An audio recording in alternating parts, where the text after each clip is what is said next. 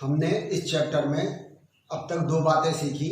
एक तो photochemical reactions के बारे में, फोटोकेमिकल रिएक्शन और थर्मल रिएक्शन, इनमें डिफरेंस, इनमें अंतर क्या है दोनों में, फोटोकेमिकल रिएक्शंस क्या होती हैं। हमने फोटोकेमिस्ट्री के लॉज देखे थे। इसमें था ग्रोथस ड्रेपर लॉ और लॉ ऑफ फोटोकेमिकल इक्विवेलेंस, जिसे स्टोर्क आइंस्टीन का नियम भी कहते हैं।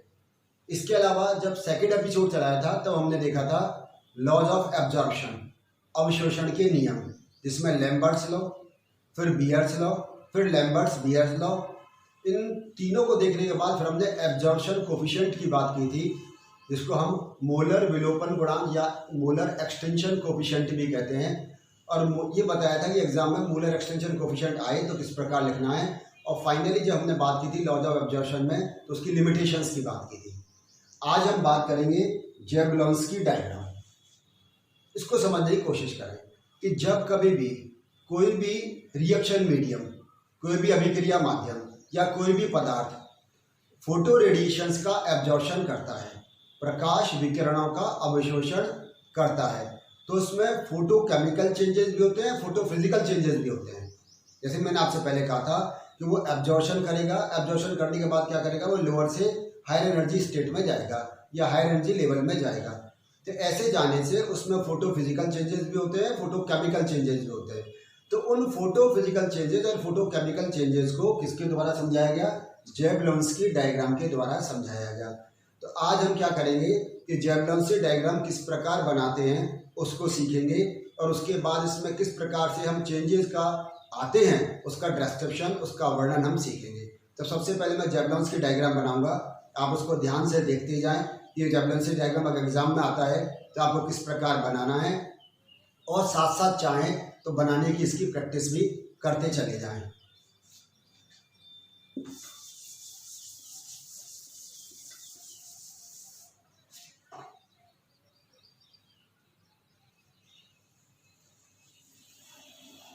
ये ग्राउंड स्टेट की हम बात कर रहे हैं। यहाँ ग्राउंड स्टेट में मॉलिक्यूल दिखा रहे हैं।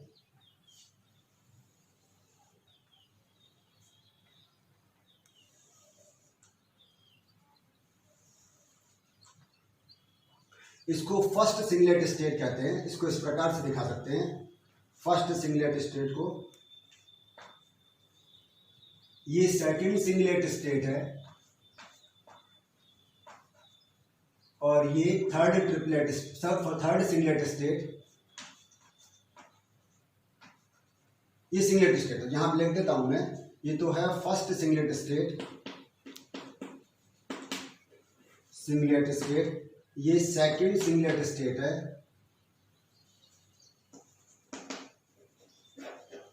और ये है थर्ड सिंगलेट स्टेट। अब देखो आप, ये रेडिएशंस का एब्जॉर्प्शन होगा। इसको मैं लिख देता हूं एब्जॉर्प्शन।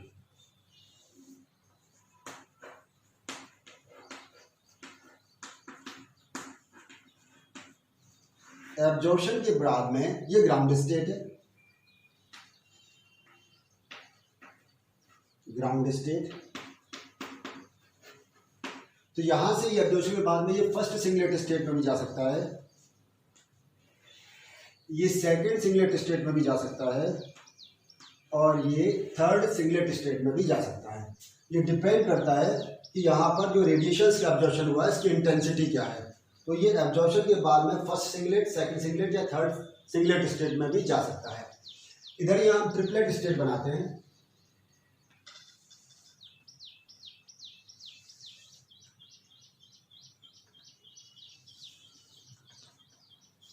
वैसे ही ये फर्स्ट ट्रिपलेट स्टेट होगी,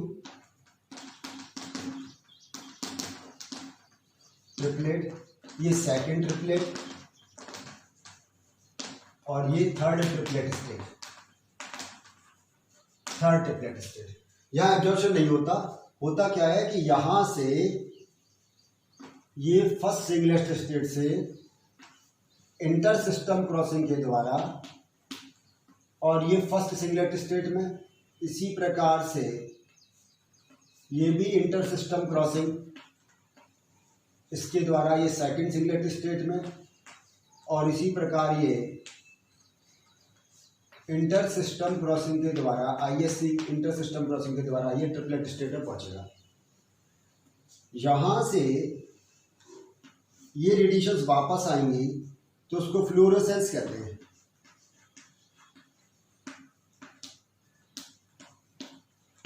फ्लोरोसेंस, ये रेडिएशंस ऐसे जा रही है एब्जॉर्प्शन के बाद में, ये वापस एमिशन के बाद में, फ्लोरोसेंस। और अगर ट्रिपलेट स्टेट से ग्राउंड स्टेट में आता है तो उसको फॉस्फोरेसेंस कहते हैं।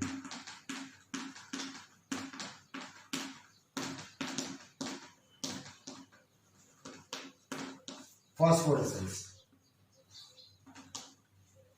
ठीक है। यहां देखें तो ये इंटरनल क्रॉसिंग कहलाता है, इंटरनल क्रॉसिंग, यह भी इंटरनल क्रॉसिंग है।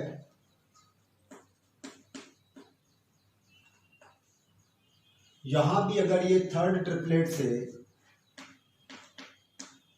एनर्जी के एब्जॉर्प्शन के इमिशन के बाद आता है तो ये भी इंटरनल क्रॉसिंग कहलाते हैं, ये इंटरनल क्रॉसिंग्स कहलाते हैं। ये एनर्जी ऐसे इंक्रीज हो रही है,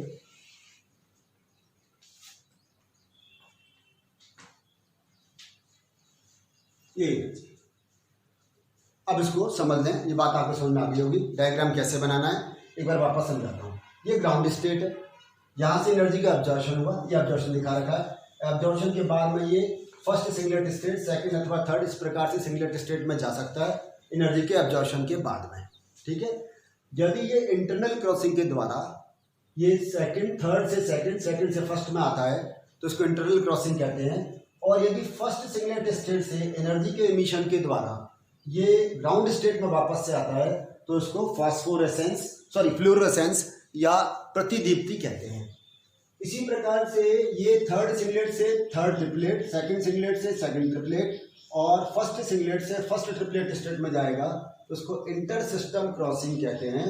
और यहाँ भी ये थर्ड ट्रिपलेट से सेकंड ट्रिपलेट में और सेकंड ट्रिपलेट से फर्स्ट ट्रिपलेट में मिशन के द्वारा, जब एनर्जी मिशन के द्वारा आता है तो इसको इंटरनल क्रॉसिंग, जैसे यहाँ कहा था उसी प्रकार से इंटरनल क्रॉसिंग कहेंगे। और यदि ट्रिपलेट स्टेट से ये ग्राउंड स्टेट में आता है तो यहाँ ये क्या कहलाता है, फॉस्फोरेसेंस, जिसे हिंदी में स्फुरदीप्ति कहते हैं। ये प्रतिदीप्ति कहलाता है फ्लोरोसेंस और ये कहलाता है फॉस्फोरेसेंस, स्फुरदीप्ति। इसको हम और बता सकते हैं, ट्रिपलेट स्टेट को इस प्रकार दर्शाते हैं। ये फर्स्ट ट्रिपलेट स्टेट है, ये सेकंड ट्रिपलेट स्टेट और इसी प्रकार से ये थर्ड ट्रिपलेट स्टेट है, ट्रिपलेट स्टेट। तो जेवलॉन्स की डायग्राम आपको जब एग्जाम में बनाने को आए तो इस प्रकार से आप पूरा जेवलॉन्स की डायग्राम बना देंगे और बनाने के बाद में फिर इसका हम क्या करेंगे, डिस्क्रिप्शन या इसका हम वर्णन लिखते हैं। तो यहाँ आपके 2-3 बातें जो इंपॉर्टेंट आई है उसको हम समझ लें, फिर उसके बाद और आगे के एपिसोड में बात करेंगे। एक तो हमने कहा सिंगलेट स्टेट और एक कहा ट्रिपलेट स्टेट। इसको 2 बातों को ज़रा ध्यान से समझो, फिर उसके बाद आगे की बात करेंगे। सिंगलेट स्टेट का मतलब क्या, इसको ध्यान समझें। हिंदी में इसको एकक अवस्था भी कहते हैं या इसको सिंगलेट स्टेट कहेंगे। तो सिंगलेट स्टेट का मतलब ये है कि जब एक, हम जानते हैं एक सब ऑर्बिटल में 2 इलेक्ट्रॉन रह सकते हैं।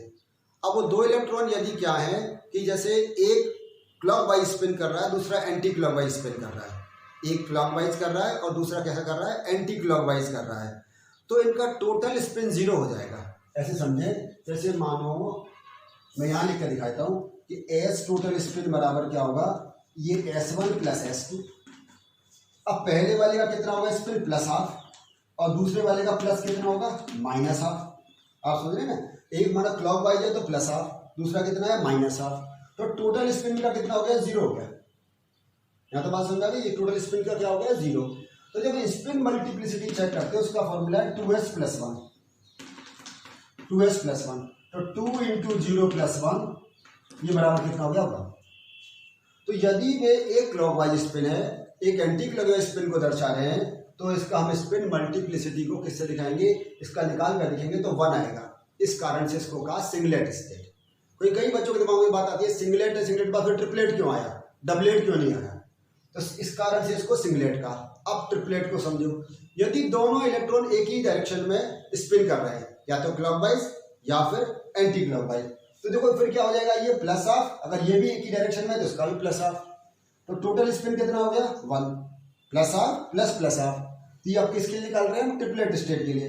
तो स्पिन, टोटल स्पिन कितना हुआ? 1, और स्पिन मल्टीप्लिसिटी करेंगे तो यहाँ जाएगा s equal to 2s plus 1, 2 into 1 plus 1, इसका मतलब कितना आ गया? ये 3 आ गया। इसलिए ये क्या स्टेट कहलाती है? ट्रिपलेट स्टेट कहलाती है। तो यहाँ हम जो सिंगलेट और ट्रिपलेट बता रहे हैं, ये स्पिन मल्टीप्लिसिटी को बता रहा है, चक्रण बहुलता को बता रहा है। यदि सिंगलेट स्टेट है, यहाँ हम यहाँ देख रहे हैं कि ये एक क्लॉकवाइज और एक एंटी क्लॉकवाइज स्पिन है। यहाँ दोनों ही क्लॉकवाइज स्पिन दिखा रखे हैं। यहाँ देखिए आप, clockwise anti clockwise, clockwise anti clockwise, clockwise anti clockwise, क्योंकि यहाँ पर ये दोनों ही क्लॉकवाइज है।